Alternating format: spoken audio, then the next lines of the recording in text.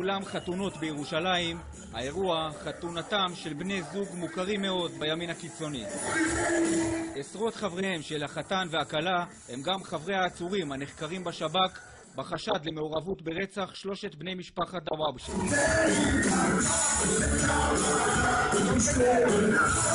הם מניפים רובים, אקדחים וסכינים, אחד מהם אף רוקד כשבקבוק תבערה בידו, כאות ניצחון לפיגוע ההצתה שבוצע באמצעות השלכת שני בקבוקי תבערה.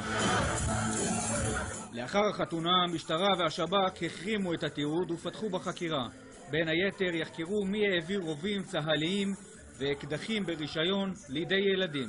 כלי הנשק עוברים מיד ליד, גם ילדים אוחזים באקדחים, האווירה לוהטת, ריקוד הנקמה והסכינים הופך למיצג מטורף. שימו לב לתמונתו של התינוק עלי דוואבשה שנשרף למוות, מונפת בידי החוגגים, תוך שאחד מהם דוקר עם סכין את תמונתו של הפעוט. והנה שוב הרגע שבו תמונתו של עלי דוואבשה בן השנה וחצי נדקרת שוב ושוב לצהלות ולשמחת החוגגים.